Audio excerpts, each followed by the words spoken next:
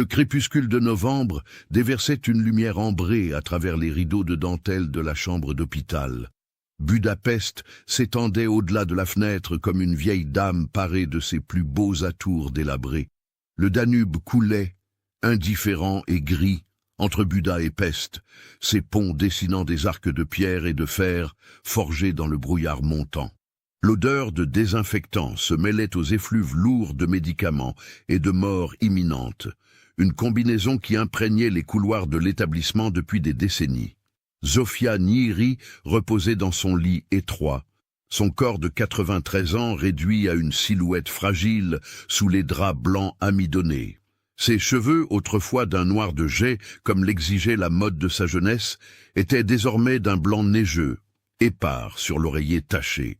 Ses yeux qui avaient vu l'effondrement de l'Empire austro-hongrois, 2 guerres mondiales, la terreur stalinienne et la lente résurrection d'une Hongrie meurtrie, brillaient encore d'une lucidité farouche.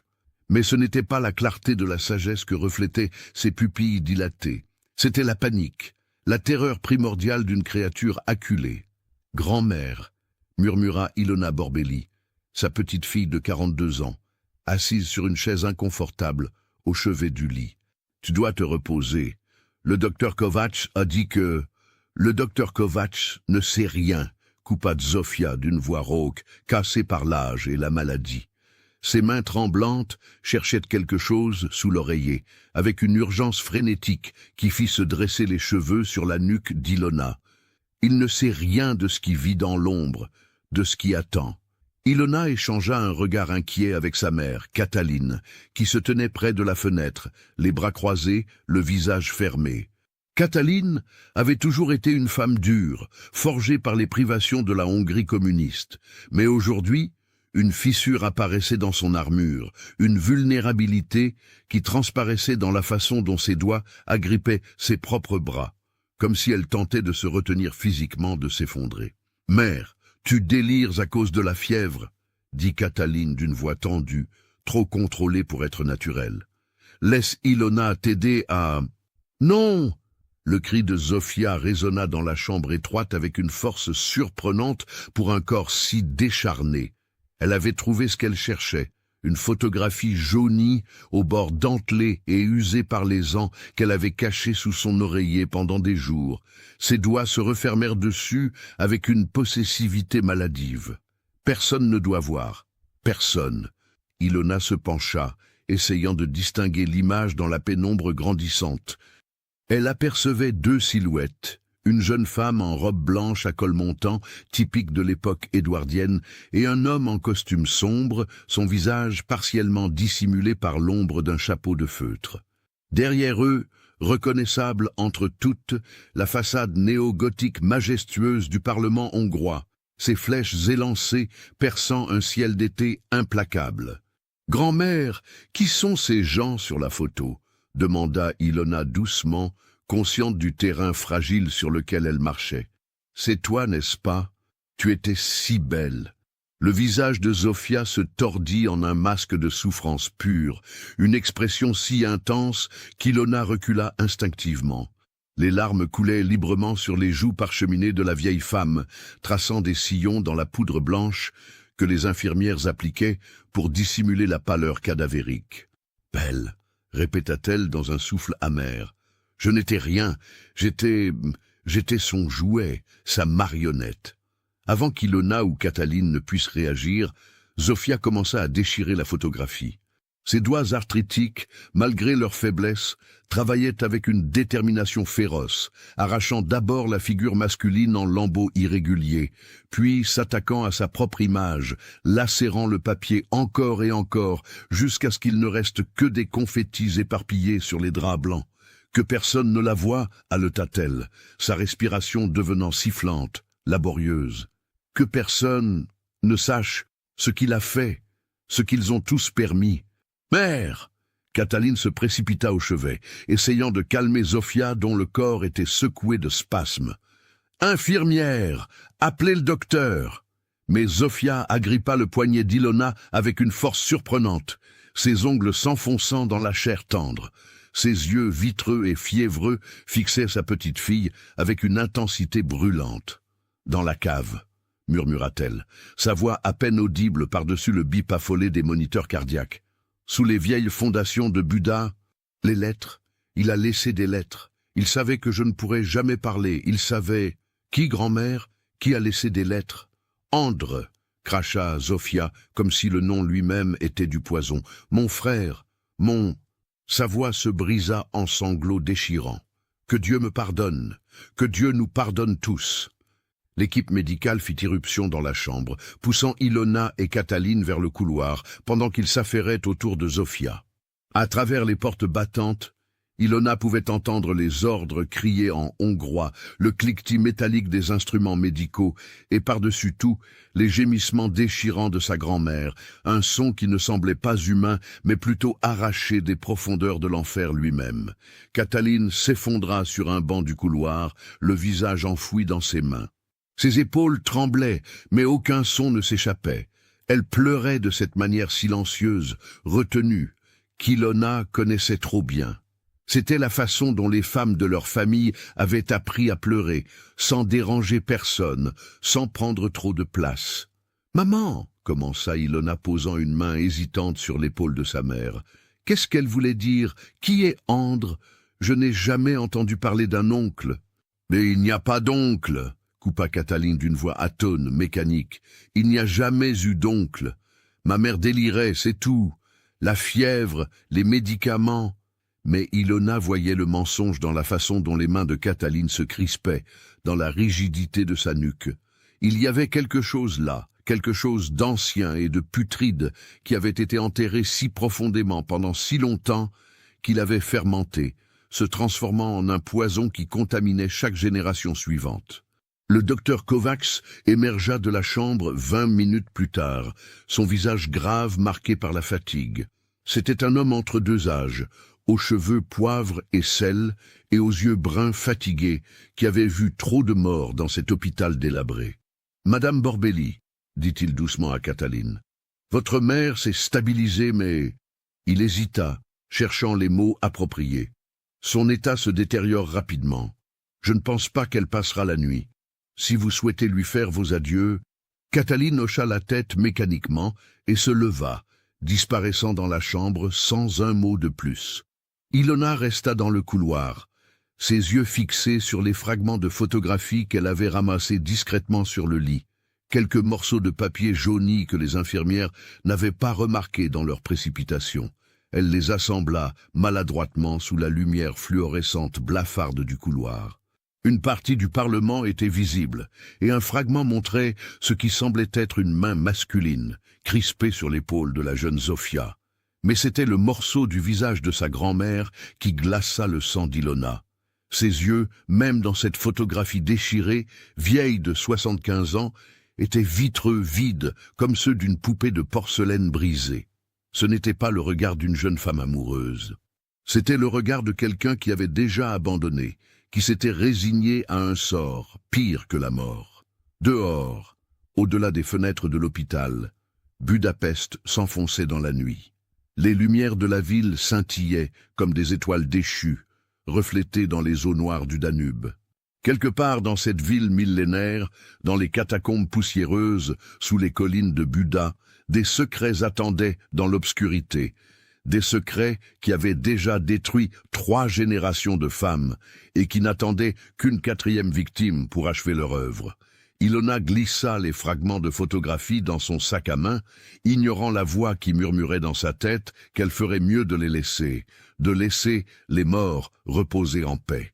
Mais elle avait vu la terreur dans les yeux de sa grand-mère, entendu le désespoir dans sa voix tremblante. Ce n'était pas une femme qui délirait, c'était une femme qui avait porté un fardeau insupportable pendant près d'un siècle et qui tentait désespérément, dans ses dernières heures, d'empêcher ce fardeau de se transmettre. Zofia Nihiri mourut à 3 heures du matin, alors qu'une pluie glaciale commençait à tomber sur Budapest. Ces derniers mots, murmurés à Cataline qui tenait sa main décharnée, furent « Ne la laisse pas chercher, il attend toujours, il a toujours attendu ». Quand Ilona entra dans la chambre quelques minutes après la mort de sa grand-mère, elle trouva Cataline assise immobile au chevet du lit, fixant le visage paisible de Zofia. Pour la première fois depuis des décennies, les rides de souffrance avaient disparu du front de la morte.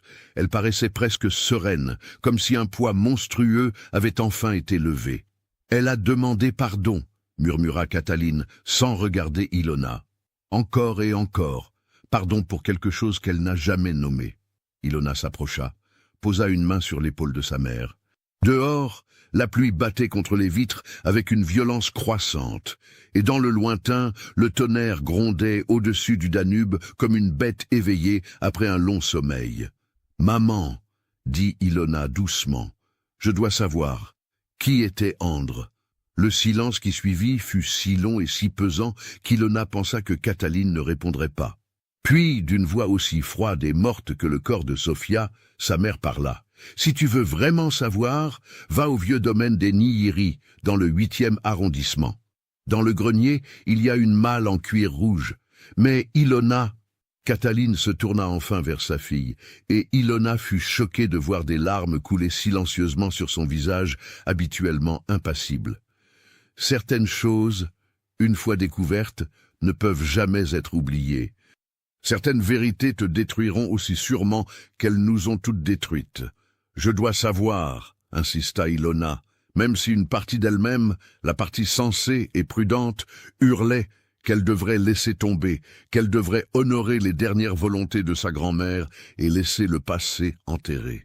Cataline hocha lentement la tête, comme si elle avait toujours su que ce moment viendrait, comme si toute leur lignée était maudite à répéter ce même cycle de curiosité et de destruction. « Alors va, » dit-elle simplement, « mais ne dis pas que je ne t'ai pas prévenu. » Cette nuit-là, Ilona ne dormit pas.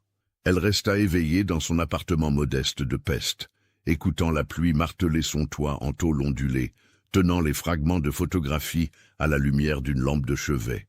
Elle voyait maintenant des détails qu'elle n'avait pas remarqués auparavant, la façon dont la main de l'homme s'enfonçait dans l'épaule de Zofia, pas affectueusement, mais possessivement, cruellement. La rigidité du sourire de sa grand-mère, figé et faux comme celui d'un masque. Et dans l'ombre portée par le chapeau de l'homme, elle crut distinguer quelque chose de familier dans la ligne de sa mâchoire, dans la courbe de son nez. Quelque chose qui ressemblait terriblement aux traits qu'elle voyait dans le miroir chaque matin. D'où me suivez-vous? Laissez un commentaire. Le domaine des Nihiri se dressait comme un vestige d'un autre âge dans le 8e arrondissement de Budapest, coincé entre des immeubles communistes délabrés et des cafés tentant désespérément d'imiter le charme de Paris. C'était une bâtisse de 3 étages en pierre, de taille grise, ses fenêtres aux volets fermés depuis des décennies, lui donnant l'apparence d'un visage aveugle.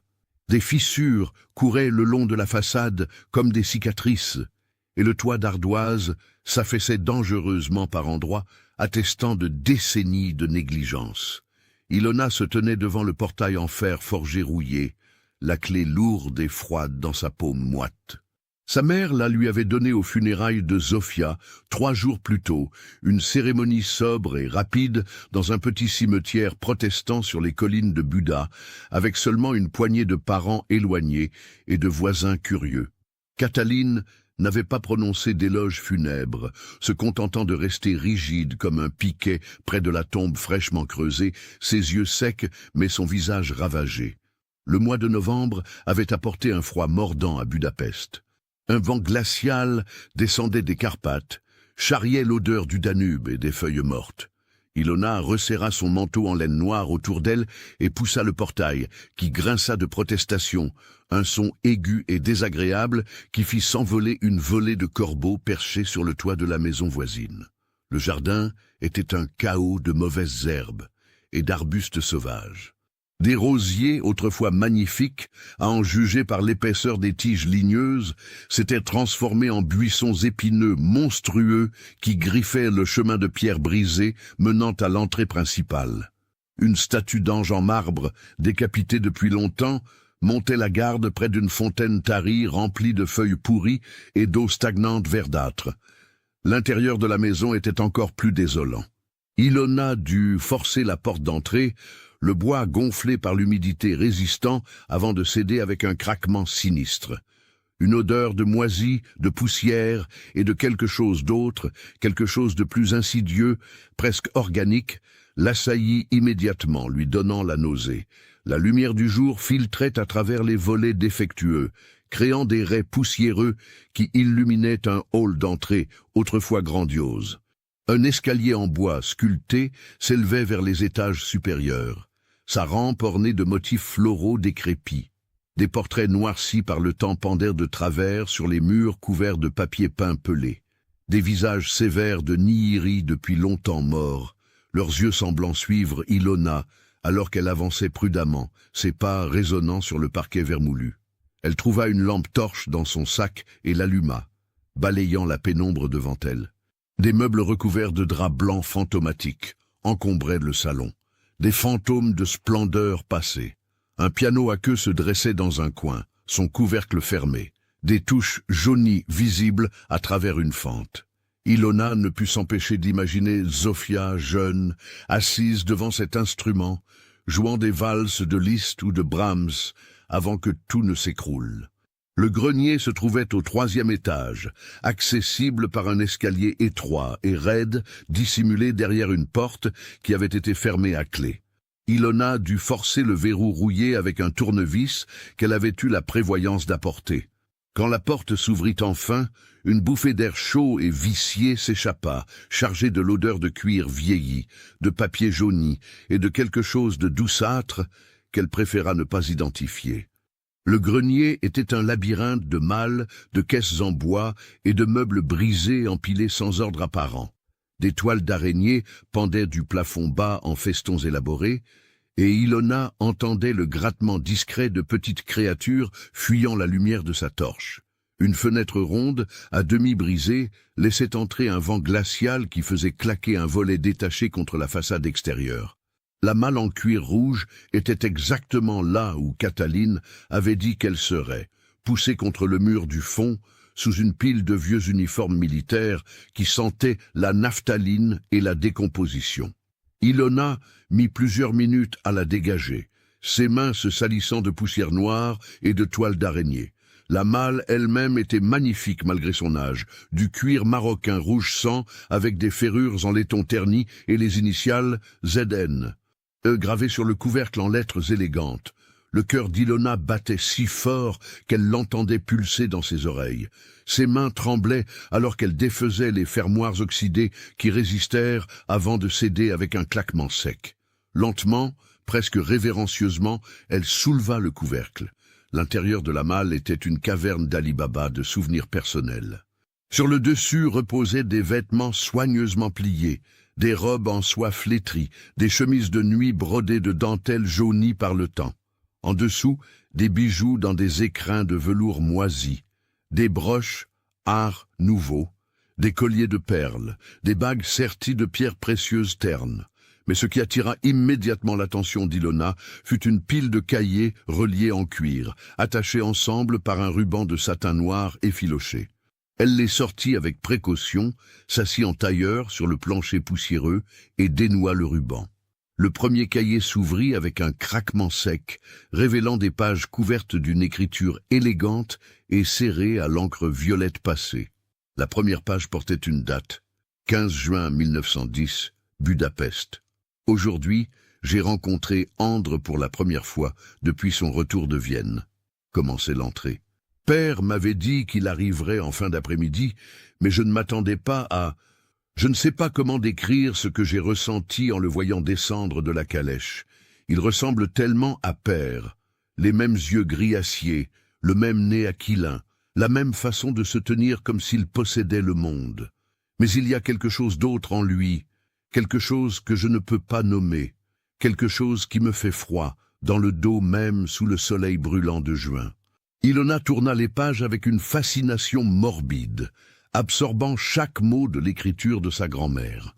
Les entrées suivantes décrivaient la vie quotidienne de Zofia en 1910, une existence privilégiée de leçons de piano, de thé avec d'autres jeunes filles de la bourgeoisie budapestoise, de promenades le long du Danube, sous la surveillance stricte de gouvernantes. Mais tissée à travers ces descriptions banales se trouvait une tension croissante, une anxiété qui suintait de chaque ligne. Le 2 juillet 1910, Andra demandait à m'accompagner à ma leçon de piano aujourd'hui. Mère a accepté avec enthousiasme. Elle est si heureuse que nous fassions connaissance, comme elle dit.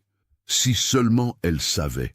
Si seulement je pouvais lui dire ce que je ressens quand il me regarde, comment ses yeux semblent me déshabiller, me disséquer. Pendant la leçon, il s'est assis derrière moi, si près que je pouvais sentir son souffle sur ma nuque. Le professeur Horvath n'a rien remarqué, ou a préféré ne rien remarquer. J'ai joué Chopin avec des mains tremblantes, faisant des erreurs que je n'ai jamais faites auparavant. Les pages suivantes documentaient l'escalade insidieuse de l'attention d'Andre. Des compliments qui dépassaient les limites de la décence, des touches apparemment accidentelles qui s'attardaient trop longtemps, des regards qui mettaient Zofia profondément mal à l'aise, mais qu'elle ne savait pas comment décrire ou refuser sans paraître impolie ou folle. Puis, en août, le ton changeait radicalement. 19 août 1910. Je ne peux pas croire ce qui s'est passé ce soir. Je ne veux pas y croire.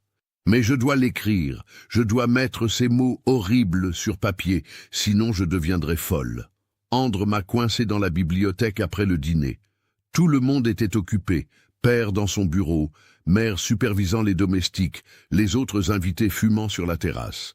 Il a verrouillé la porte derrière lui. J'ai d'abord pensé qu'il voulait me parler de quelque chose d'important, mais quand j'ai vu son regard, j'ai su que j'avais tort. Il m'a dit la vérité. La vérité horrible, obscène que père avait cachée à tout le monde pendant des années. Andre n'est pas le fils d'un cousin éloigné, comme on nous l'avait dit. C'est le fils illégitime de père et de Clara, notre ancienne femme de chambre. Mon demi-frère, mon sang. Ilona sentit sa gorge se serrer, ses mains trembler sur le cahier. Elle ne voulait pas continuer à lire, mais elle ne pouvait pas s'arrêter. Nat, Andre m'a expliqué, avec un sourire cruel, comment père avait séduit Clara quand elle avait 16 ans, comment il l'avait mise enceinte, puis l'avait chassée avec une somme d'argent dérisoire et des menaces de ruine si elle parlait jamais. Mais Clara a parlé à son fils. Elle lui a tout raconté avant de mourir de la tuberculose dans un hospice misérable de peste. Et maintenant, Andre est revenu pour réclamer ce qui lui revient. Mais ce n'est pas l'héritage qu'il veut. C'est moi. Il m'a dit qu'il avait toujours su que nous étions liés par le sang, qu'il avait observé notre famille de loin pendant des années, me regardant grandir. Il m'a dit que j'étais belle, que je lui appartenais autant qu'à père, que c'était son droit de me posséder. J'ai essayé de partir, de crier, mais il a plaqué sa main sur ma bouche. Il m'a dit que si je parlais à qui que ce soit, il révélerait tout, la liaison de père, sa naissance illégitime, le fait que père avait abandonné Clara à une mort misérable. Le scandale détruirait père. Sa carrière politique serait finie. Mère serait humiliée publiquement. Et moi je serais ruiné par association, marqué comme la fille d'un adultère, d'un homme sans honneur. Puis, il m'a embrassé. Dieu me pardonne, il m'a embrassé son propre sang, et j'étais trop terrifié pour résister. Ses mains étaient partout, violents, souillants. Quand il a finalement reculé, il m'a regardé avec cette expression de triomphe satisfait et m'a dit « Tu es à moi maintenant, Zofia. Tu l'as toujours été. » Ilona laissa tomber le cahier comme s'il lui avait brûlé les doigts. Elle se leva brusquement, fit quelques pas chancelants vers la fenêtre brisée, inhalant de grandes goulées d'air froid pour calmer sa nausée. Dehors, Budapest s'étendait dans la grisaille de novembre, indifférente à l'horreur qu'elle venait de découvrir. Mais elle devait continuer. Elle devait savoir toute la vérité. Les pages suivantes détaillaient un cauchemar vécu au quotidien. Andre avait établi un contrôle total sur Zofia, utilisant sa peur du scandale comme une laisse invisible. Il la forçait à des rendez-vous secrets, dans des endroits isolés, les jardins de l'île Marguerite après la tombée de la nuit, les ruines du château de Buda, les caves poussiéreuses sous le Parlement, où il travaillait comme clerc pour un député influent. Là, il la violait régulièrement. L'écriture de Sofia devenait de plus en plus fragmentée, presque illisible à mesure que les mois passaient. Certaines entrées n'étaient que des phrases décousues. « Il m'a fait mal aujourd'hui » ou « Je ne peux plus continuer » ou simplement « Aide-moi » écrit encore et encore sur une page entière. En novembre 1910, Zofia découvrit qu'elle était enceinte. 15 novembre 1910, le docteur Sabot a confirmé ce que je craignais. Je porte l'enfant d'Andre, l'enfant de mon propre frère. C'est une abomination, un péché contre nature. J'ai envisagé de me jeter dans le Danube, de mettre fin à cette horreur. Mais je n'ai pas le courage. Dieu me maudit pour ma lâcheté. André est ravi. Il dit que c'est la preuve de notre amour, que notre enfant sera spécial, béni même. Il est fou. Je vois maintenant qu'il a toujours été fou. Mais je suis piégé. Si je révèle la vérité sur le bébé, je dois révéler la vérité sur Andre. Et alors tout s'effondrera. La solution de Zofia avait été désespérée et dévastatrice. Avec l'aide d'une sage-femme discrète, elle avait arrangé un mariage hâté avec Mihaly Kovacs, un cousin au 3e degré de la famille Nihiri, un homme simple et bon qui travaillait comme professeur dans un lycée de Bouddha. Mihaly, qui avait secrètement été amoureux de Zofia depuis l'enfance, avait accepté avec joie, ne se doutant jamais que l'enfant qu'elle portait n'était pas de lui. La petite Cataline était née en juin 1911, prématurée selon les dires officiels. André, fou de rage d'avoir perdu son emprise sur Zofia, avait disparu peu après, mais pas avant d'avoir laissé une dernière menace, une dernière cicatrice. La dernière entrée du journal était datée du 20 juillet 1911. André est venu me voir une dernière fois avant de partir. Il a dit qu'il allait à Vienne, peut-être plus loin, mais qu'il ne m'oublierait jamais. Il m'a fait promettre de ne jamais parler, de ne jamais révéler notre secret. Et pour s'assurer de mon silence, il m'a dit qu'il avait écrit des lettres détaillées décrivant tout ce que nous avions fait, avec des dates, des lieux, des preuves. Il les a cachées dans un endroit que je ne trouverai jamais, mais que quelqu'un d'autre pourrait découvrir si je parlais. Il m'a dit que ces lettres étaient son assurance, sa garantie que je resterais silencieuse à jamais.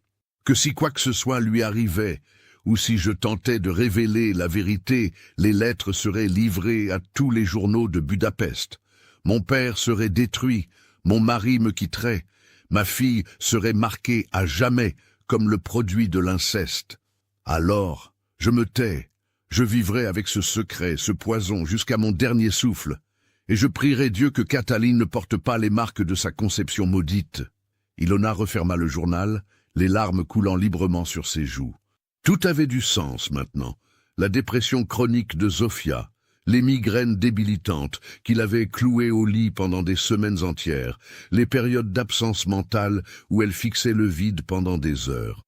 Ce n'était pas de la maladie mentale ordinaire, c'était le poids écrasant d'un secret toxique porté pendant 75 ans. Et Cataline, sa propre mère, était le produit de l'inceste. Ce qui faisait d'Ilona, elle ne put terminer cette pensée. La nausée la submergea, et elle vomit violemment, dans un coin du grenier, son corps se vidant jusqu'à ce qu'il ne reste plus que des spasmes douloureux. Quand elle se redressa enfin, tremblante et couverte de sueur froide malgré le froid mordant, son regard tomba sur quelque chose qu'elle n'avait pas remarqué auparavant. Un autre objet au fond de la malle, enveloppé dans du tissu noir. Avec des doigts engourdis, elle le sortit et le déballa. C'était une photographie, plus grande et mieux préservée que les fragments qu'elle avait récupérés à l'hôpital. Elle montrait Zofia et Andre devant le Parlement, exactement comme l'autre. Mais cette version n'était pas déchirée. Ilona pouvait maintenant voir clairement le visage d'Andre Szilágyi, et elle comprit pourquoi Zofia avait détruit cette image avec tant de violence. Andre ressemblait terriblement à Ilona elle-même. Les mêmes yeux gris, le même nez légèrement aquilin, la même structure osseuse du visage. C'était comme regarder une version masculine d'elle-même dans un miroir temporel. Le sang d'Andre coulait dans ses veines. Elle était l'arrière-petite-fille d'un violeur, d'un monstre qui avait torturé sa propre sœur. Et pire encore, ce sang maudit, consanguin, avait été transmis de génération en génération, comme un virus se répliquant à travers le temps. Si cette histoire macabre vous a donné des frissons, partagez-la avec un ami qui aime les contes d'horreur. Ilona quitta le domaine des Nyíri alors que le crépuscule tombait sur Budapest, le journal de Zofia, serré contre sa poitrine comme un talisman maudit. Elle savait qu'elle ne devrait pas l'avoir pris, que certains secrets sont mieux laissés enterrer. Mais une compulsion irrésistible la poussait à continuer, à creuser plus profondément dans cette horreur familiale. Les lettres. André avait parlé de lettres cachées quelque part, sous Buda. Si elle pouvait les trouver, les détruire, peut-être que le pouvoir de ce secret se dissiperait enfin. Peut-être que sa famille pourrait enfin être libre. Mais une voix dans sa tête, une voix qui ressemblait terriblement à celle de sa grand-mère mourante, lui chuchotait que c'était exactement ce qu'André avait voulu, que les lettres n'étaient que le début, que le véritable poison n'était pas dans les mots écrits sur du papier vieilli, mais dans le sang lui-même, coulant éternellement de génération en génération, portant avec lui la marque indélébile du péché originel. Ce soir-là, dans son appartement, Ilona s'examina longuement dans le miroir de sa salle de bain. Elle cherchait dans son propre visage les signes de la corruption génétique, les marques de l'inceste qui avait créé sa grand-mère, puis sa mère, puis elle-même. Était-ce pour cela qu'elle avait toujours eu ces terribles migraines qui la clouaient au lit pendant des jours? Était-ce pour cela que Cataline souffrait de dépression chronique, qu'elle avait tenté de se suicider 2 fois avant qu'Ilona n'ait 10 ans? Était-elle toute maudite, marquée par le péché d'un homme mort depuis longtemps? La pluie recommença à tomber, martelant les toits de Pest avec une fureur renouvelée. Et quelque part, dans la nuit noire de Budapest, dans les profondeurs oubliées, sous les collines anciennes, des lettres attendaient dans l'obscurité, patientes comme des serpents lovés, prêtes à frapper quiconque oserait les chercher. 3 semaines passèrent dans un brouillard d'obsession croissante. Ilona ne dormait presque plus, passant ses nuits à relire le journal de Zofia, cherchant le moindre indice qui pourrait la mener aux lettres cachées d'André. Ses collègues de la Bibliothèque nationale, où elle travaillait comme archiviste, remarquèrent son état de délabrement, les cernes noires sous ses yeux, la façon dont ses mains tremblaient quand elle manipulait les vieux manuscrits, les moments où elle semblait perdre le fil de ses pensées, fixant le vide avec une expression de terreur. Cataline, quand Ilona tentait de lui parler du journal, refusait catégoriquement d'écouter. « Le passé est mort », répétait-elle comme un mantra. « Laisse-le enterrer. » Mais Ilona voyait la peur dans les yeux de sa mère, la façon dont ses mains se crispaient chaque fois qu'elle mentionnait André ou les lettres. Cataline savait quelque chose. Elle avait toujours su. L'indice qui finit par ouvrir la porte vint d'une source inattendue. En fouillant les archives de la bibliothèque, Ilona était tombée sur un vieux registre des employés du Parlement hongrois de 1910 à 1912. Le nom d'André Szilágyi y apparaissait, répertorié comme clerc assistant pour le député Joseph Tarian. Mais ce qui attira son attention fut une note manuscrite dans la marge, apparemment ajoutée bien plus tard. Licencié pour vol de documents confidentiels, accès aux chambres souterraines révoquées, voire archives de sécurité, section F47. Les archives de sécurité du Parlement n'étaient pas accessibles au public, mais Ilona connaissait quelqu'un qui pourrait l'aider. Laszlo Fekete, un conservateur du musée d'histoire de Budapest, qu'elle avait rencontré lors d'une conférence sur la préservation de documents anciens, avait des contacts dans toutes les institutions culturelles de la ville. Quand elle l'appela, expliquant qu'elle faisait des recherches sur l'histoire de sa famille, il accepta avec enthousiasme de l'aider. 2 jours plus tard, ils se rencontraient dans un café enfumé près du Parlement, la structure néo-gothique massive se dressant au-dessus d'eux comme une montagne de pierres ornementées. Laszlo était un homme dans la 50aine, aux cheveux grisonnants et aux lunettes à monture épaisse, avec la passion contagieuse des véritables historiens pour leur sujet. « J'ai trouvé quelque chose d'intéressant », dit-il en sortant une chemise en carton fatiguée de sa sacoche. Ce Szilágyi de votre famille, il était apparemment impliqué dans une affaire assez scandaleuse à l'époque. Ilona se pencha en avant, son café refroidissant oublié devant elle. « Quel genre d'affaire ? Vol et tentative de chantage », expliqua Laszlo en feuilletant des photocopies de documents jaunis. En 1911, on a découvert qu'il avait volé des lettres privées de plusieurs députés, des correspondances avec des maîtresses, des preuves de corruption, ce genre de choses. Il utilisait ces documents pour extorquer de l'argent. Mais ce qui est étrange, c'est qu'il n'a jamais été arrêté. Pourquoi pas ? Laszlo haussa les épaules. L'affaire a été étouffée. Apparemment, l'un des députés impliqués était assez puissant pour faire disparaître le problème. Szilágyi a été licencié discrètement et... Il s'arrêta, fronçant les sourcils, en lisant une note particulière. Oh, c'est curieux. Quoi ? Le cœur d'Ilona battait si fort qu'elle pouvait à peine respirer. Avant de disparaître, Szilágyi a demandé l'accès aux anciennes chambres de stockage sous le Parlement, les catacombes où il gardait les archives obsolètes. Le gardien a noté qu'il y était resté plusieurs heures, prétendant faire l'inventaire de vieux documents. Mais quand ils ont vérifié par la suite, rien ne semblait avoir été déplacé ou retiré. Les catacombes. Les lettres devaient être là-bas. Est-il possible de visiter ces chambres aujourd'hui ? Demanda Ilona, essayant de garder sa voix calme et professionnelle. Laszlo la regarda avec curiosité. Pour le grand public, non. Mais pour une archiviste avec les bonnes références et un motif de recherche légitime. Il sourit. Je pense que je peux arranger quelque chose. Mais que d'où, une semaine plus tard, par une matinée de décembre exceptionnellement froide, où le Danube charriait des plaques de glace grisâtres, Ilona se tenait devant une porte en fer rouillée dans les sous-sols du Parlement hongrois, accompagnée de Laszlo et d'un gardien âgé nommé Tamás, qui avait les clés des niveaux souterrains. « Personne ne vient plus ici », marmonna Tamás, en déverrouillant la porte avec une clé aussi longue que son avant-bras. « Tout a été numérisé maintenant. Ces vieilles chambres ne sont bonnes qu'à attraper l'humidité et les rats. » La porte s'ouvrit sur un escalier en pierre qui descendait dans l'obscurité absolue. Une odeur de moisissure et de papier décomposé remonta si forte qu'Ilona dut se couvrir le nez avec son écharpe. Tamás alluma une série de lampes électriques nues qui pendaient du plafond bas, créant une lumière jaunâtre maladive qui ne faisait qu'accentuer l'atmosphère oppressante. Ils descendirent les marches usées, leurs pas résonnant étrangement dans l'espace confiné. Le plafond s'abaissait progressivement, forçant Ilona et Laszlo à se courber. Les murs, taillés directement dans la roche calcaire de la colline sur laquelle le Parlement avait été construit, suintaient d'humidité. Des stalactites de calcaire s'étaient formées par endroits, pendant comme des dents monstrueuses.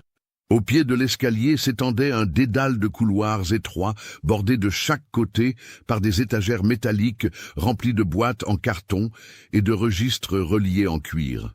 L'air était si humide que des gouttes d'eau perlaient sur le métal rouillé, et beaucoup de boîtes montraient des signes de dégâts d'eau et de moisissure.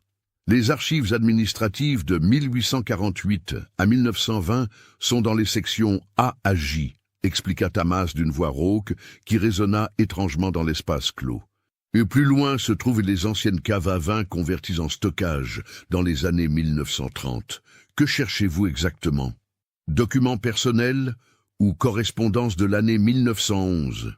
Répondit Ilona, sa voix trahissant sa nervosité malgré ses efforts. Quelque chose qui aurait pu être archivé de manière non standard. Tamás haussa les épaules. Bonne chance. L'inventaire ici est un chaos. Profitez-en. Je serai en haut si vous avez besoin de quelque chose. Il leur donna une lampe torche supplémentaire et remonta l'escalier d'un pas lourd, laissant Ilona et Laszlo seuls dans les entrailles de la terre. Ils commencèrent leurs recherches dans la section F, où selon les notes de Laszlo, les effets personnels d'employés licenciés étaient parfois entreposés. Les heures s'écoulèrent dans un silence brisé seulement par le bruit de leurs pas, le froissement de papiers anciens et le goutte-à-goutte constant de l'eau s'infiltrant à travers les fondations. Ilona sentait la claustrophobie monter à mesure qu'il s'enfonçait plus profondément dans le labyrinthe souterrain. L'air devenait de plus en plus raréfié, chargé d'odeurs de décomposition et de quelque chose d'autre, une odeur âcre, métallique, qu'elle ne parvenait pas à identifier. Les lampes électriques vacillaient de temps en temps, plongeant les couloirs dans une obscurité totale, avant de se rallumer avec un bourdonnement sinistre. « Il y a quelque chose ici », appela soudain Laszlo depuis un couloir latéral. Une porte que je n'avais pas remarquée. Ilona le rejoignit rapidement. Derrière une étagère qu'il avait déplacée se trouvait effectivement une porte en bois massif, basse et étroite, avec une serrure ancienne qui avait l'air d'avoir des siècles. Contrairement aux autres portes métalliques modernes, celle-ci semblait dater de l'époque médiévale, quand cette partie de Buda n'était qu'un réseau de caves et de tunnels sous l'ancienne ville fortifiée. « Aidez-moi » dit Laszlo, et ensemble, ils poussèrent contre la porte. Le bois résista d'abord, puis céda avec un craquement qui résonna comme un coup de feu dans l'espace confiné. La porte s'ouvrit sur une petite chambre voûtée, pas plus grande qu'un placard, complètement vide à l'exception d'un coffre en fer rouillé, poussé contre le mur du fond. Le cœur d'Ilona s'arrêta. Ce devait être ici. C'était trop parfait, trop exact pour être une coïncidence. Laszlo s'accroupit devant le coffre, examinant la serrure corrodée. C'est fermé, et la serrure semble avoir été scellée avec de la cire ou quelque chose de similaire. Peut-on le forcer » La voix d'Ilona était à peine un murmure. « Je suppose, mais je dois vous avertir, Ilona, techniquement nous n'avons pas l'autorisation de... »« S'il vous plaît » l'interrompit-elle, et quelque chose dans son ton, une note de désespoir absolu, fit hocher la tête à Laszlo. Il sortit un multi-outil de sa poche et commença à travailler sur la serrure. Pendant ce qui sembla une éternité, le seul son fut celui du métal grattant le métal. Puis, avec un claquement final, la serrure céda et le couvercle du coffre se souleva dans un grincement rouillé. À l'intérieur, parfaitement préservé malgré le passage des décennies, se trouvait une douzaine d'enveloppes en papier vélin de haute qualité, scellées avec de la cire rouge. Sur chaque enveloppe était écrit en lettres élégantes « À publier en cas de révélation ou de mort prématurée d'Andre Szilágyi ». Ilona tendit la main avec des doigts tremblants et prit la première enveloppe. Elle brisa le sceau de cire et en sortit plusieurs feuillets couverts de la même écriture serrée et précise qu'elle reconnaissait maintenant des documents qu'elle avait vus. L'écriture d'Andre. « À qui de droit ?» commençait la lettre. Je, sous-signé Endre Szilágyi, écrit ce document comme témoignage véridique et assurance contre toute tentative de ma demi-sœur, Zofia Nyíri, ou de sa famille, de nier notre relation ou de me faire du tort. Ce qui suivait était une description détaillée et obscène de tout ce qu'Andre avait fait à Zofia. Date, lieu, acte spécifique, tout était catalogué avec une précision clinique, presque scientifique, qui rendait le récit encore plus horrifiant. Mais ce n'était pas seulement un journal de ses crimes, c'était une justification tordue, un manifeste de sa philosophie malade. Certains diront que ce que j'ai fait était répréhensible, écrivait-il. Mais je dis que c'était mon droit. Mon père m'a privé de mon nom, de mon héritage, de ma place dans la société. Zofia était sa fille légitime, élevée dans le luxe que j'aurais dû connaître. En la possédant, je reprenais ce qui m'appartenait. Je rétablissais l'équilibre. Et elle portait mon enfant. Mon sang se perpétuera à travers elle, mêlé au sien, créant quelque chose de pur et de vrai. Les autres appellent cela de l'inceste, une abomination. Je l'appelle justice poétique. Ilona sentit la bile monter dans sa gorge, mais ce fut la dernière partie de la lettre qui la glaça jusqu'aux os. Si ces lettres sont découvertes, c'est que soit j'ai été assassiné, auquel cas je demande que justice soit faite contre mes meurtriers, soit que Zofia a parlé, brisant notre pacte de silence. Dans les deux cas, que ces lettres servent de testament à notre amour interdit, et que le scandale détruise ceux qui ont tenté de me détruire. Mais je laisse également ceci, un avertissement à toute descendance de Zofia qui lirait ces mots. Vous portez mon sang. Vous êtes marqués par moi, génération après génération. Le péché originel ne peut être effacé. Il coule dans vos veines, se manifeste dans votre chair. Cherchez les signes, les maladies, les faiblesses, les folies qui viennent de l'union de sang partagé. Vous êtes maudits, tout comme Zofia était maudite dès l'instant où j'ai posé mes mains sur elle. Andres Zilaghi, 15 juillet 1911. Soutenez notre chaîne en cliquant sur le bouton Merci en forme de cœur afin que nous puissions continuer à vous proposer des histoires aussi sombres et captivantes que celle-ci. Ilona? Ilona? Vous allez bien? La voix de Laszlo semblait venir de très loin. Ilona réalisa qu'elle était accroupie sur le sol froid de la chambre voûtée, la lettre serrée contre sa poitrine, des sanglots secs secouant son corps.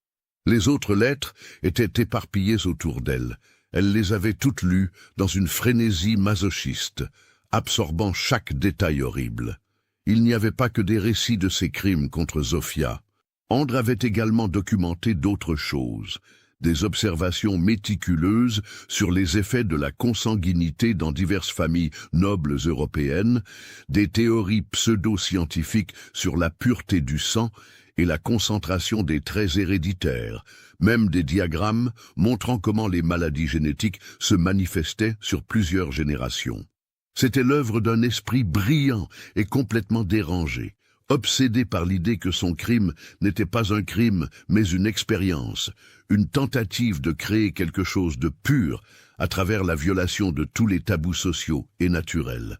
Et la chose la plus terrifiante était qu'il avait eu raison sur un point.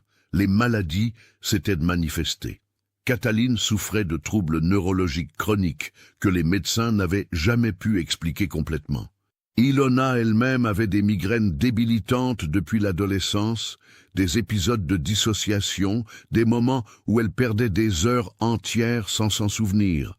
Étaient-ce les signes de la malédiction d'Andres, les marques physiques du péché qui coulait dans ses veines? Nous devons détruire ces lettres, dit-elle soudain, sa voix rauque. Maintenant, personne ne doit jamais les lire. Laszlo hésita. Ilona, ce sont des documents historiques. Quelle que soit leur nature horrible, ils ont une valeur. Une valeur? Ilona se leva brusquement, ses yeux brillant d'une lueur dangereuse. Quelle valeur peut avoir la pornographie d'un monstre? C'est ce que c'est, de la pornographie sadique déguisée en documents légaux. Je comprends que c'est difficile, surtout étant donné votre lien familial, mais... Vous ne comprenez pas, cria Ilona, sa voix résonnant dans l'espace confiné. Vous ne comprenez pas ce que c'est de découvrir que vous êtes le produit de ça, que chaque cellule de votre corps porte la marque d'un violeur, d'un incestueux, que votre simple existence est une abomination. Elle s'effondra contre le mur froid, les larmes coulant librement.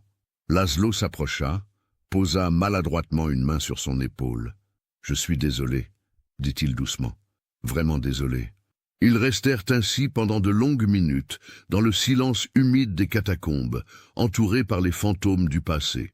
Puis Ilona se redressa, essuya ses larmes, et regarda Laszlo droit dans les yeux. « Je vais les détruire, » dit-elle avec une détermination froide, « avec ou sans votre aide. C'est ce que ma grand-mère voulait quand elle a déchiré cette photographie. Elle voulait que ce secret meure avec elle. » Laszlo soupira profondément. « Si je vous laisse faire cela, je viole toutes les règles de ma profession. Alors ne regardez pas. » Il la fixa pendant un long moment, puis hocha lentement la tête. « Je vais retourner dans la section principale. Je ne vous ai jamais vu ouvrir ce coffre. Je ne sais pas ce qui était à l'intérieur. » Il fit une pause. « Mais Ilona, êtes-vous certaine que détruire ces lettres détruira vraiment le pouvoir qu'elles ont sur vous ?» C'était une question à laquelle elle n'avait pas de réponse. Seule dans la petite chambre voûtée, Ilona rassembla toutes les lettres et les empila soigneusement. Elle sortit un briquet de sa poche. Elle avait arrêté de fumer des années auparavant, mais gardait toujours un briquet sur elle, un vestige de cette ancienne habitude. Sa main tremblait alors qu'elle approchait la flamme du premier feuillet. Le papier s'embrasa rapidement, les mots d'Andres se tordant et noircissant avant de se transformer en cendres. Elle brûla chaque lettre, une par une, regardant des décennies de chantage et de terreur se consumer dans des flammes oranges et bleues. La fumée montait en volute vers le plafond bas, et Ilona dut se couvrir le nez et la bouche pour ne pas tousser.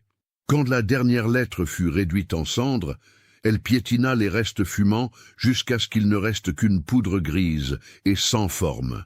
C'était fait. Les lettres n'existaient plus. Mais alors qu'elle remontait l'escalier de pierre, rejoignant Laszlo qui l'attendait en haut avec une expression inquiète, Ilona réalisa que quelque chose n'allait pas. La destruction des lettres ne lui avait apporté aucun soulagement. Au contraire, elle se sentait encore plus oppressée, comme si un poids invisible s'était posé sur ses épaules.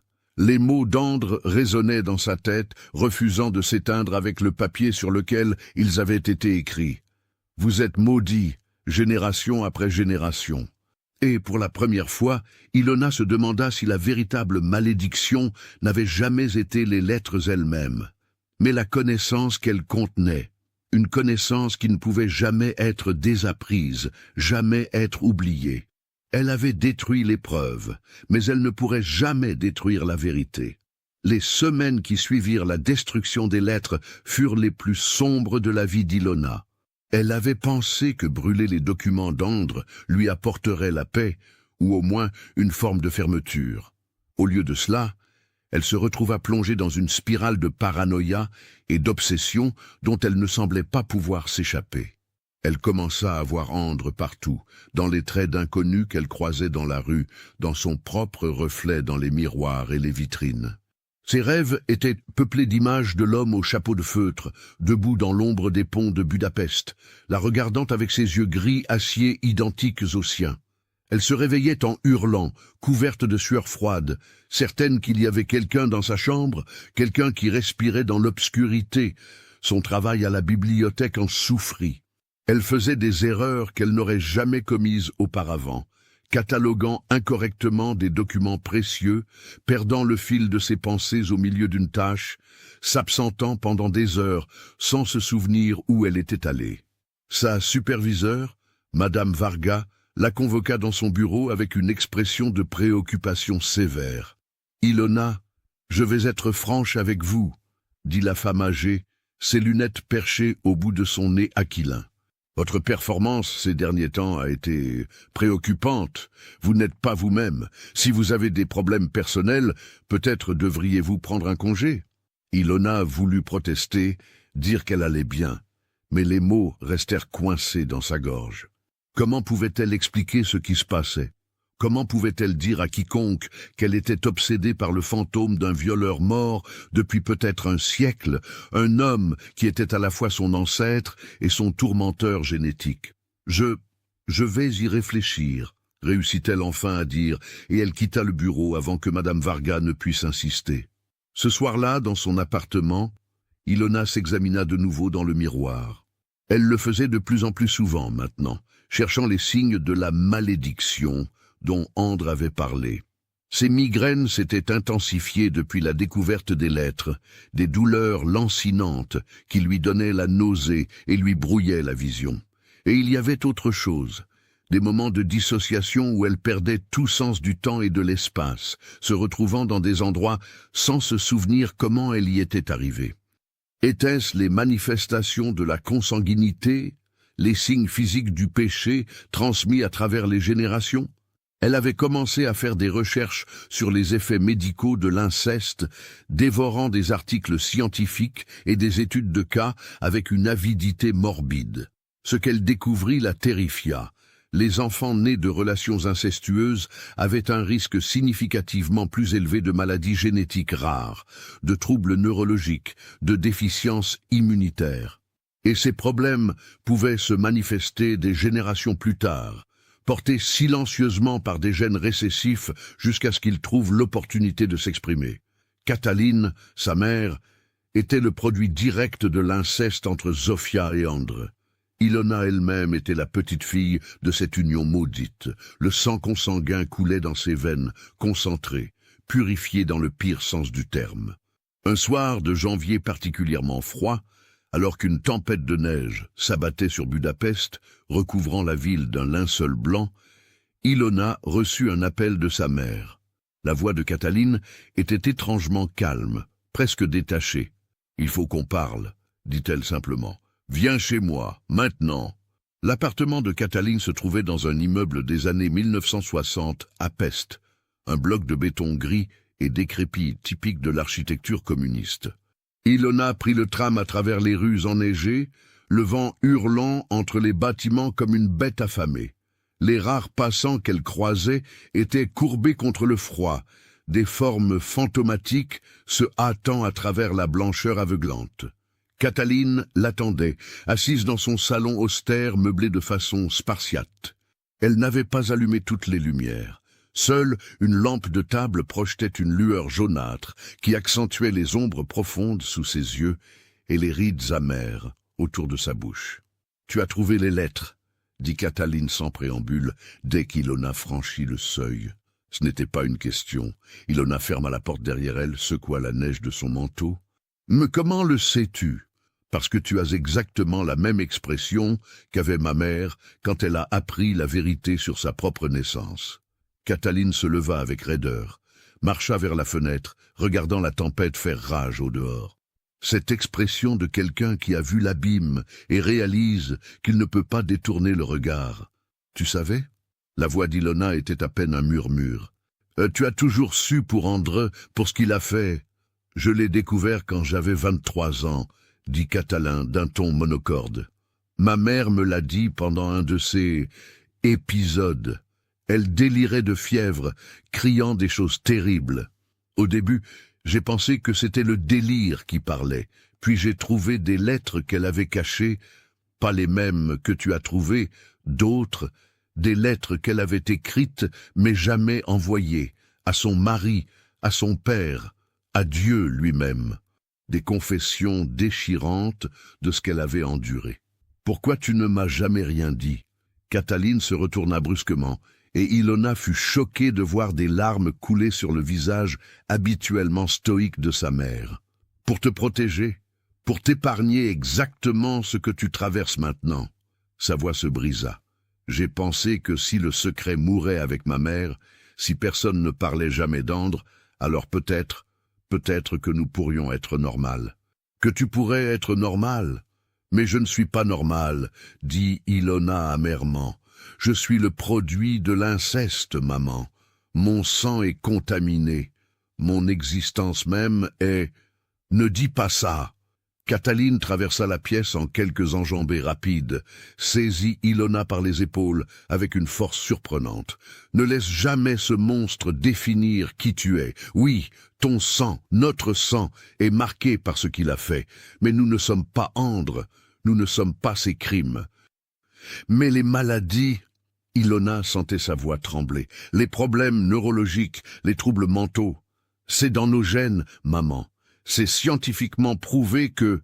Je sais, coupa Cataline, relâchant Ilona et retournant vers la fenêtre. Pourquoi penses-tu que j'ai subi tant de tests médicaux au fil des ans? Pourquoi penses-tu que je t'ai fait examiner si souvent quand tu étais enfant? Je cherchais les signes. J'étais terrifié que les malformations génétiques se manifestent, que tu développes quelque chose d'irrécupérable.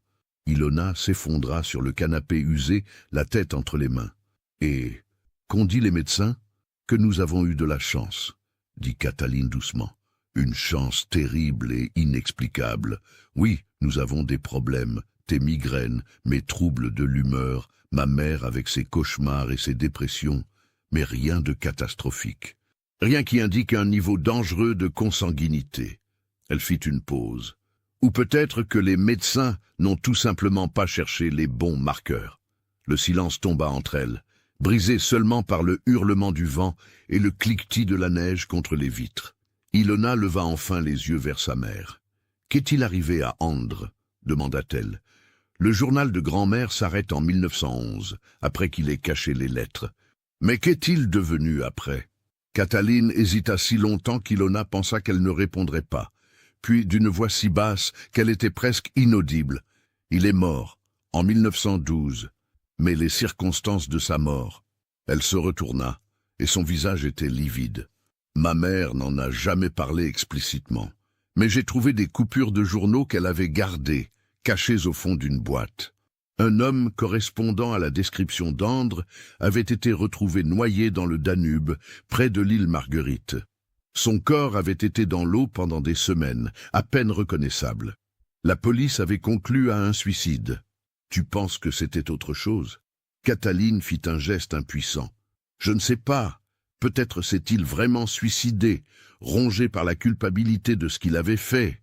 Ou peut-être... » Elle s'arrêta, visiblement mal à l'aise. « Ou peut-être que grand-père l'a tué. » Termina Ilona, articulant la pensée non exprimée. « Pour protéger Zofia, pour protéger la famille. »« Je ne sais pas, » répéta Cataline, mais son regard fuyant suggérait qu'elle avait eu exactement les mêmes soupçons. « Et je ne veux pas savoir. Certains secrets doivent rester enterrés avec les morts. » Mais Ilona n'était pas prête à laisser tomber.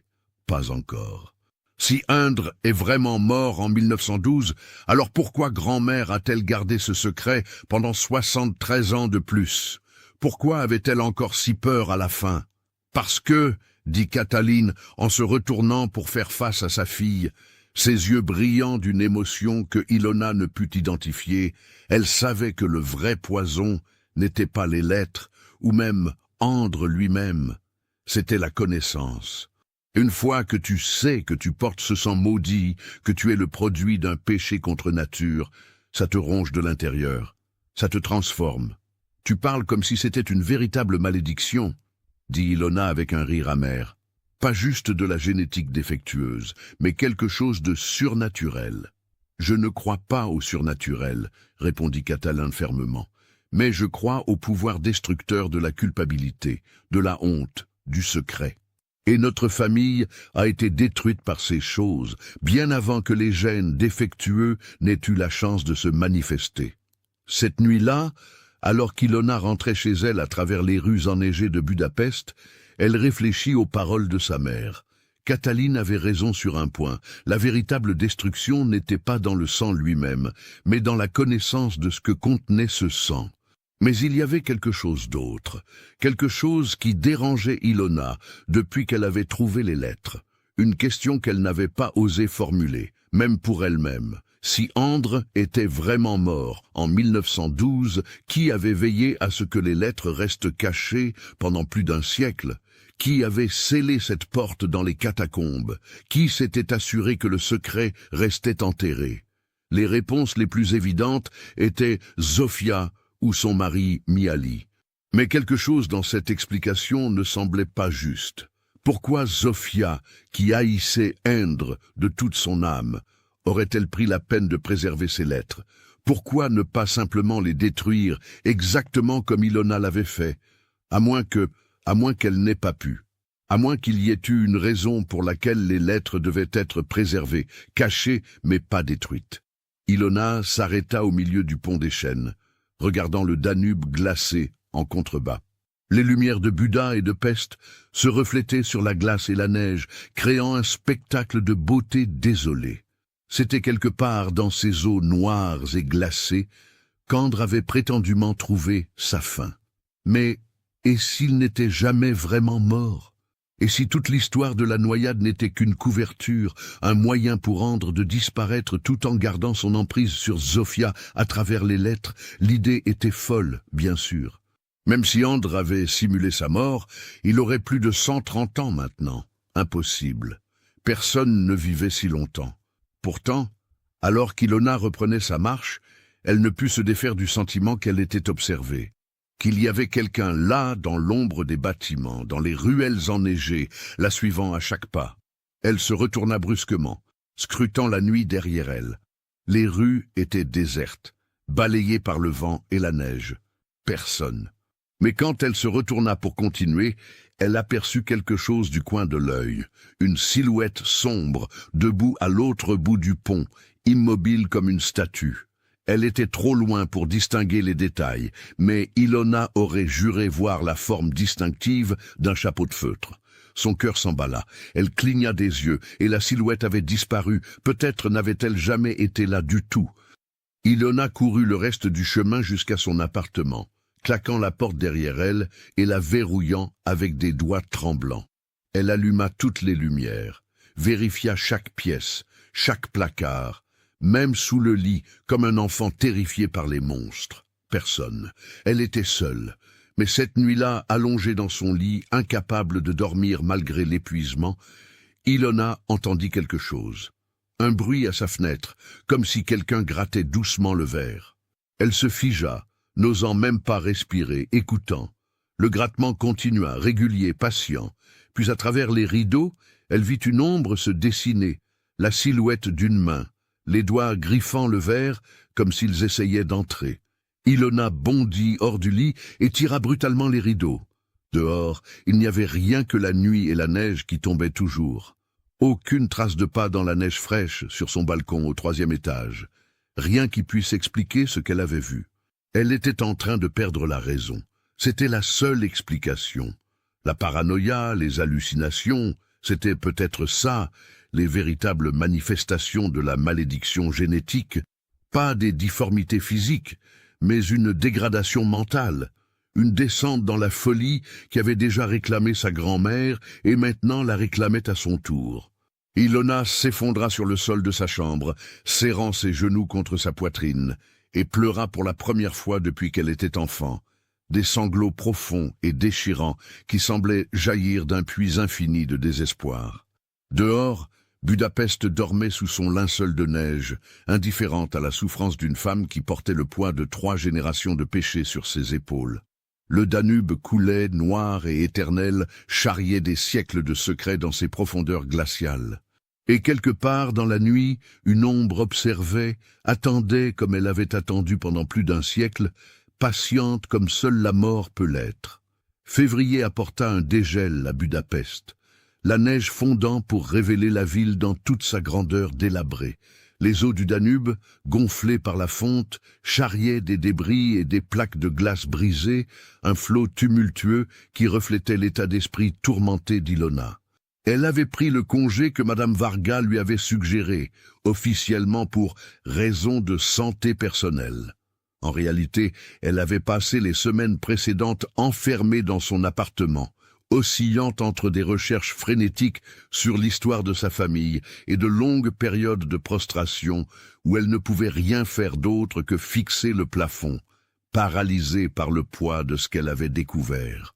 Katalin venait la voir tous les jours, apportant de la nourriture qu'Ilona mangeait à peine, s'asseyant en silence à ses côtés pendant des heures. Elle ne parlait presque plus. Tout ce qui devait être dit avait été dit. Maintenant, il ne restait que le silence partagé de 2 femmes unies par un fardeau qu'elles n'avaient jamais choisi de porter. Ce fut Laszlo qui finit par briser le cycle de désespoir d'Ilona. Il apparut à sa porte un matin gris, portant une épaisse enveloppe brune sous le bras. « Je sais que vous m'avez dit de vous laisser tranquille, » commença-t-il avant même qu'Ilona ne puisse protester. « Mais j'ai trouvé quelque chose que vous devez voir, s'il vous plaît. » Ilona le laissa entrer à contre-cœur. Elle n'avait pas parlé à Laszlo depuis le jour dans les catacombes, trop honteuse de son effondrement émotionnel, trop embarrassée d'avoir violé son éthique professionnelle en détruisant les lettres. Laszlo s'assit à sa petite table de cuisine, sortit plusieurs documents de l'enveloppe. « Après ce qui s'est passé aux archives, j'ai continué mes recherches, » expliqua-t-il. « Je voulais comprendre toute l'histoire, vous aider à avoir une image complète, et j'ai trouvé quelque chose d'important. » Il étala devant elle une série de documents, des actes de naissance, des certificats de décès, des registres paroissiaux jaunis. C'est l'histoire complète de ce qui est arrivé après la mort d'Andre en 1912. Ilona se pencha, examinant les papiers avec des yeux fatigués. « Je connais déjà l'essentiel, grand-mère a épousé Mihaly, ils ont élevé ma mère. »« Oui, mais regardez ça, » l'interrompit Laszlo, désignant un document particulier, un rapport médical daté de 1913. « C'est le dossier médical de votre arrière-grand-père, Mihaly Kovacs. Il consultait un spécialiste pour... » Il hésita. « Pour l'infertilité. Les tests ont confirmé qu'il ne pouvait pas avoir d'enfant. » Le cœur d'Ilona se serra. Alors il savait que Katalin n'était pas sa fille biologique. Il savait, et il s'en fichait, dit Laszlo doucement. J'ai trouvé son journal personnel dans les archives municipales. Il l'avait légué à la ville dans son testament, voulant que son histoire soit préservée. Ilona, cet homme était un saint. Il aimait votre grand-mère de tout son cœur, savait exactement ce qu'Andre lui avait fait, et l'a épousée quand même. Il a élevé Katalin comme sa propre fille, ne lui a jamais révélé la vérité. Des larmes brouillèrent la vision d'Ilona alors qu'elle lisait des extraits du journal de Mihaly que Laszlo avait photocopié. L'écriture était simple, directe, mais remplie d'une bonté qui transperçait le cœur d'Ilona. « J'ai appris aujourd'hui la terrible vérité sur ce qui est arrivé à Sofia », écrivait Mihaly le 3 janvier 1911.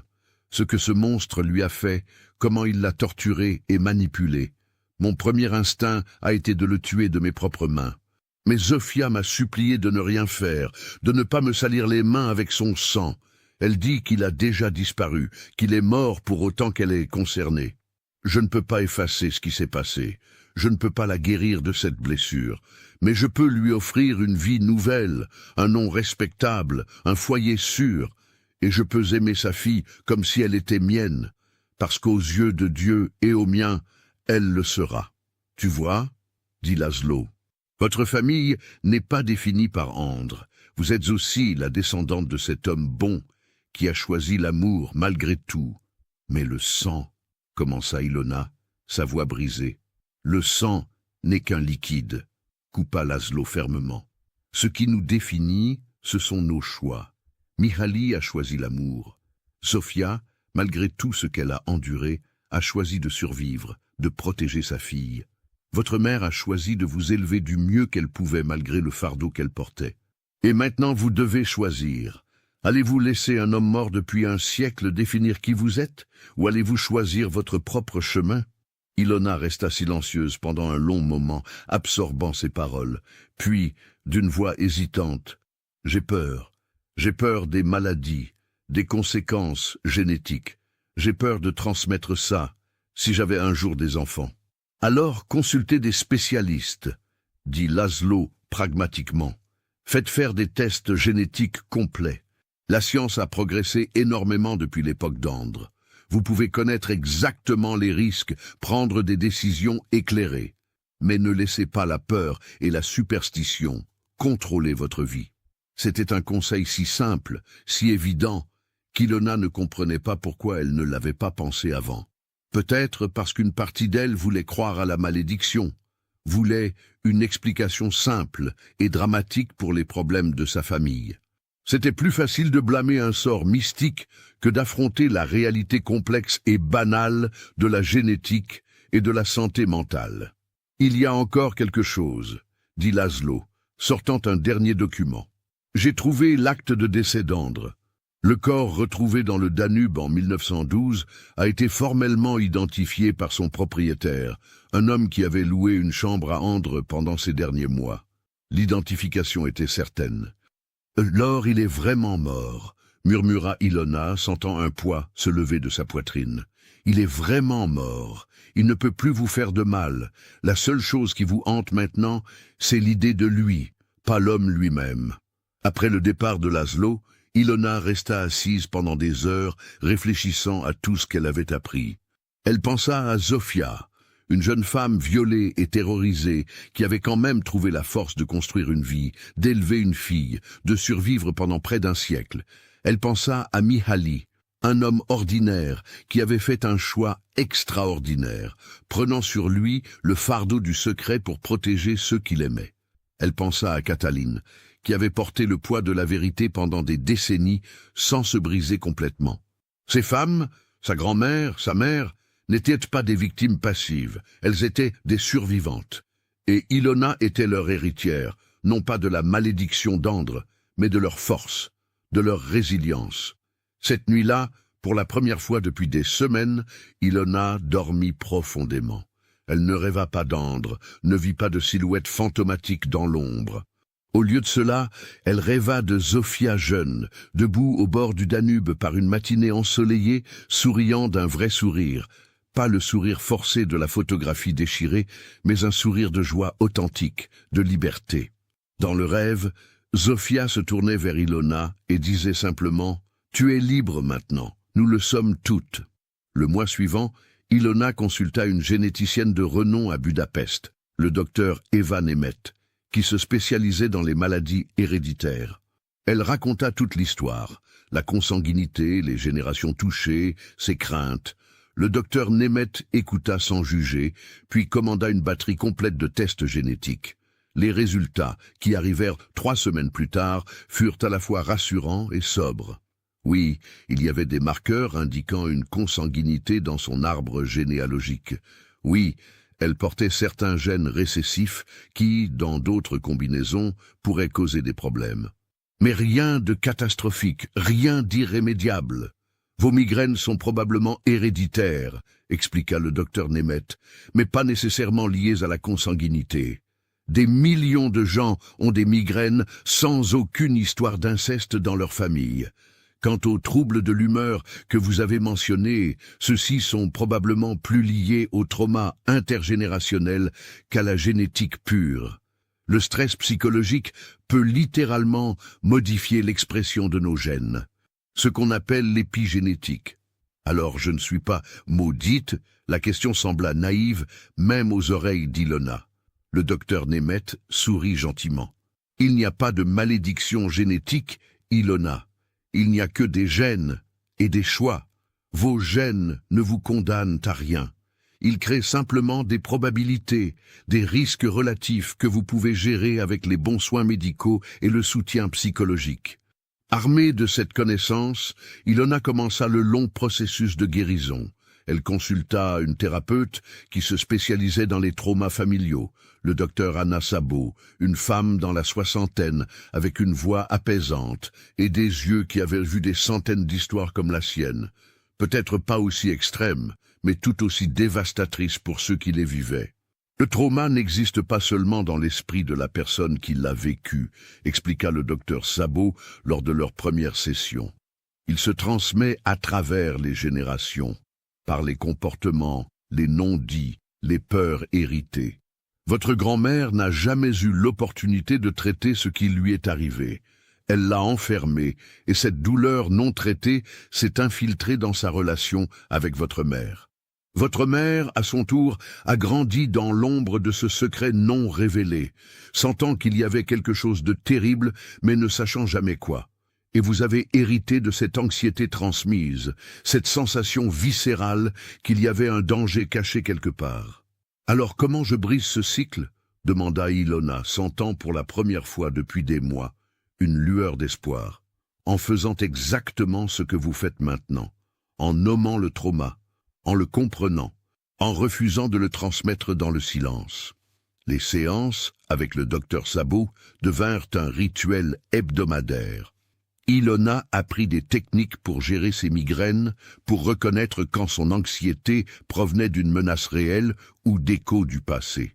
Elle apprit à séparer son identité de l'histoire de sa famille, à se voir comme Ilona Borbély, bibliothécaire, archiviste, femme de 42 ans, avec ses propres rêves et aspirations, et non comme simplement l'arrière-petite-fille d'un violeur. Ce ne fut pas un processus linéaire. Il y eut des rechutes, des nuits où les vieux cauchemars revenaient, où elle se réveillait convaincue qu'Andre se tenait au pied de son lit. Mais ces moments devinrent progressivement plus rares, plus gérables. En mars, Ilona fit quelque chose qu'elle n'aurait jamais cru possible quelques mois auparavant. Elle retourna au domaine des Nihiri. Mais cette fois, elle n'y alla pas seule. Cataline l'accompagnait, et ensemble, mère et fille marchèrent à travers la maison délabrée, ouvrant les volets, laissant entrer la lumière du printemps qui chassait les ombres de décennies. « Je n'étais jamais venue ici », avoua Cataline en regardant autour d'elle le salon poussiéreux. Mère refusait. Elle disait que cette maison était maudite, que tout ce qu'elle contenait devait être oublié. Elle avait tort, dit Ilona fermement. Cette maison n'est pas maudite, c'est juste une maison. Et nous n'avons pas à la laisser pourrir comme un tombeau. Elles passèrent la journée à trier les affaires de Zofia. Il y avait tant de choses, des décennies de vie accumulées, des souvenirs d'une femme qui avait vécu presque un siècle. Elles trouvèrent des photographies de Zofia âgée, souriant avec ses petits-enfants, l'air finalement en paix. Elles trouvèrent les compositions de piano que Zofia avait écrites dans sa jeunesse. Des mélodies délicates et mélancoliques qui parlaient de douleur mais aussi d'espoir. Elles trouvèrent des lettres de Mihaly à Zofia, pleines d'amour inconditionnel et de tendresse. Elle a eu une vie au-delà de ce qu'Andreu lui a fait, réalisa Cataline, tenant une photo de Zofia à 60 ans, entourée de ses enfants et petits-enfants lors d'un pique-nique au bord du Danube. Elle a survécu, elle a trouvé des moments de bonheur. Oui, acquiesça Ilona, et nous devons nous souvenir de ça, pas seulement du trauma, mais aussi de sa force, de son refus d'être détruite. Elles décidèrent de vendre la maison. L'argent servirait à financer une fondation en mémoire de Zofia et Mihaly, une organisation qui soutiendrait les victimes d'abus sexuels et de violences domestiques à Budapest. C'était une façon de transformer le poison du passé en quelque chose de curatif, de rédempteur. Avant de quitter la maison pour la dernière fois, Ilona monta au grenier où elle avait trouvé le journal de Zofia. Elle se tint devant la fenêtre ronde, regardant Budapest s'étendre sous le ciel de printemps. La ville était magnifique dans la lumière dorée de l'après-midi. Le Danube scintillait comme du métal liquide. Les dômes et les flèches des églises et du Parlement se découpaient contre l'horizon. Les ponts reliaient Buda et Pest comme des promesses tenues. C'était la même ville où André avait commis ses crimes, où Zofia avait souffert en silence pendant des années. Mais c'était aussi la ville où Mihaly avait fait le choix d'aimer sans condition, où des générations de femmes avaient trouvé la force de survivre, où Ilona elle-même avait finalement trouvé la voie vers la guérison. Budapest portait en elle toutes ces histoires, les sombres et les lumineuses, le trauma et la résilience, la mort et la renaissance. « Tu es prête ?» appela Cataline depuis le rez-de-chaussée. « Oui », répondit Ilona, et elle réalisa qu'elle le pensait vraiment. « Je suis prête. » En mai, Ilona retourna travailler à la Bibliothèque nationale. Madame Varga l'accueillit avec soulagement et une étreinte maternelle inattendue. « Vous nous avez manqué, dit-elle simplement, et vous avez meilleure mine. » C'était vrai. Ilona avait repris du poids, les cernes sous ses yeux avaient disparu, et surtout, l'expression de terreur constante qui avait marqué son visage pendant des mois s'était effacée. Elle n'était pas guérie. Le docteur Szabó lui avait expliqué que la guérison du trauma n'était pas une destination, mais un processus continu. Mais elle était sur la bonne voie. Un jour de juin, un an presque jour pour jour après la mort de Zofia, Ilona reçut un appel de Laszlo. « J'ai quelque chose à vous montrer », dit-il avec une excitation à peine contenue. « Pouvez-vous venir au musée d'histoire ?» Quand elle arriva, Laszlo l'attendait dans une salle d'archives privée, un large sourire sur son visage. Sur la table devant lui se trouvait un document ancien soigneusement préservé sous verre. « Regardez ça », dit-il. « Je faisais des recherches pour une exposition sur les femmes de Budapest au début du XXe siècle, et je suis tombé sur ceci. » C'était un article de journal daté de 1920, décrivant l'ouverture d'un refuge pour femmes et enfants victimes de violences domestiques. L'article mentionnait la fondatrice et principale bienfaitrice, Zofia Kovács, née Nyíri. « Votre grand-mère, » dit Laszlo doucement. Après tout ce qu'elle a vécu, elle a créé un endroit sûr pour d'autres femmes dans sa situation. Elle a transformé sa douleur en action. Ilona sentit les larmes monter, mais cette fois, c'étaient des larmes de fierté, pas de tristesse. « Je ne savais pas, elle ne nous a jamais dit. Elle a fait beaucoup de choses qu'elle n'a jamais mentionnées, » dit Laszlo, sortant d'autres documents. « Elle a financé des bourses pour que des jeunes filles pauvres puissent étudier. Elle a témoigné anonymement devant le Parlement en faveur de lois protégeant les femmes. Elle a écrit des articles sous pseudonyme sur les droits des femmes. Elle s'est battue, » murmura Ilona, parcourant les documents avec émerveillement. « Même après tout ça, elle s'est battue. Elle s'est battue. Et elle a gagné à sa manière. Peut-être pas contre André directement, il était déjà mort, mais contre l'héritage qu'il a essayé de laisser. Contre l'idée qu'elle était définie par ce qu'il lui avait fait. Cette découverte changea quelque chose de fondamental dans la compréhension qu'Ilona avait de sa grand-mère. Zofia n'était pas seulement une victime qui avait souffert en silence. Elle était une survivante qui avait transformé son trauma en force, qui avait refusé de laisser André avoir le dernier mot. Et si Zofia avait pu faire ça, dans une époque bien moins compréhensive et avec bien moins de ressources, alors Ilona pouvait certainement trouver sa propre voie vers quelque chose de similaire. L'inspiration la frappa soudainement, clairement. Elle savait ce qu'elle devait faire. Au cours des mois suivants, Ilona travailla avec une énergie renouvelée sur un projet qui était devenu sa passion. Documenter l'histoire des femmes survivantes de violences domestiques et d'abus sexuels à Budapest à travers les siècles. Elle utilisa ses compétences d'archiviste pour déterrer des histoires oubliées, des voix silencieuses qui avaient été enterrées sous des années de honte et de secret. Elle interviewa des survivantes contemporaines qui acceptèrent de partager leurs histoires. Elle collabora avec des historiens, des psychologues, des travailleurs sociaux, et lentement, méthodiquement, elle construisit une archive vivante, un témoignage du fait que les femmes avaient toujours résisté, avaient toujours trouvé des moyens de survivre et même de prospérer malgré les horreurs qu'elles avaient endurées. L'archive incluait l'histoire de Zofia, mais pas seulement comme victime. Ilona documenta toute sa vie, le trauma, oui, mais aussi la résilience, l'activisme, l'amour qu'elle avait partagé avec Mihaly et sa famille. Elle présenta Zofia comme une femme complète, complexe, héroïque à sa manière. En septembre, 1 an et demi après la mort de Zofia, l'archive fut officiellement ouverte au public dans une aile de la Bibliothèque nationale. À l'inauguration, Ilona se tenait devant une petite foule de survivantes, d'activistes, d'historiens et de journalistes. « Et pendant longtemps, commença-t-elle, sa voix claire et forte, j'ai cru que le trauma définissait ma famille, que nous étions marqués, maudites même, par les actes d'un homme violent. Mais j'ai appris quelque chose d'important. Nous ne sommes pas définis par ce qui nous est fait. Nous sommes définis par ce que nous choisissons de faire ensuite. » Ma grand-mère, Zofia Kovacs, a porté un secret terrible pendant presque toute sa vie. Ce secret l'a blessée, l'a hantée. Mais il ne l'a pas détruite. Elle a trouvé des moyens de transformer sa douleur en force, de protéger les autres de ce qu'elle avait vécu.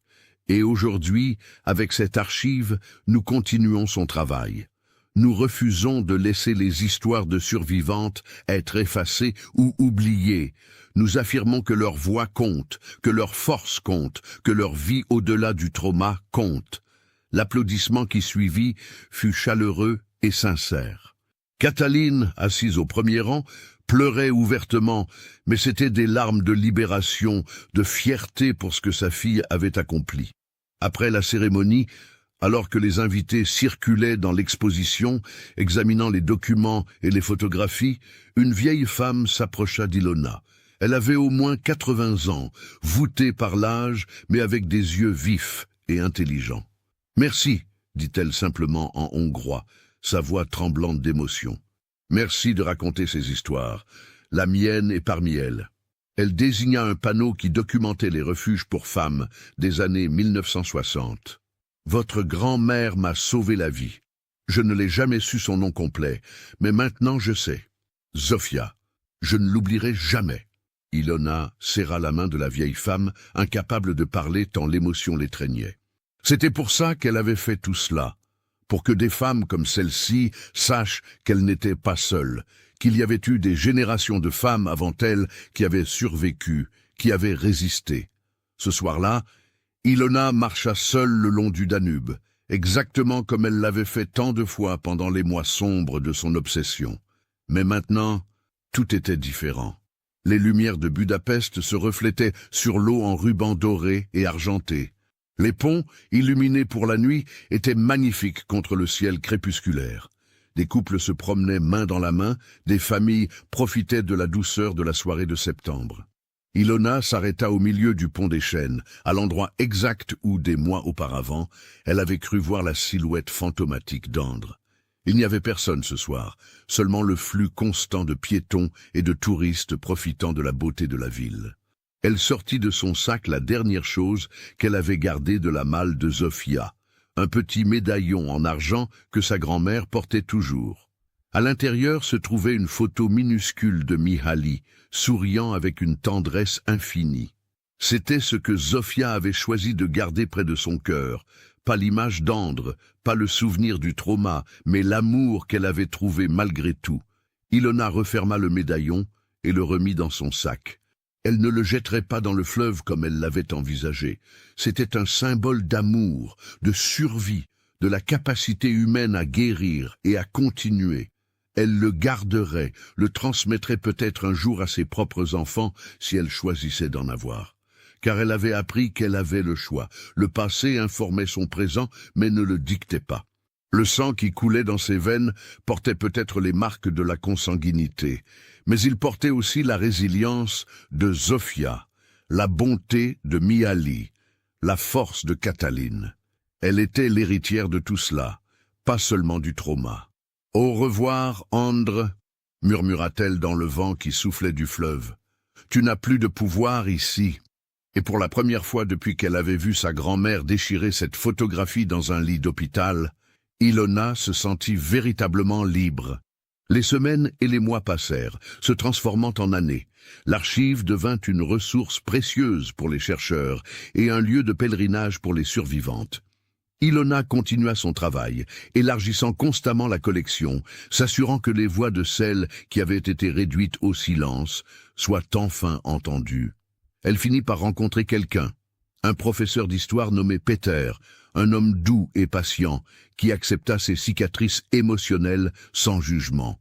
Ils prirent leur temps, construisant lentement une relation basée sur l'honnêteté et le respect mutuel.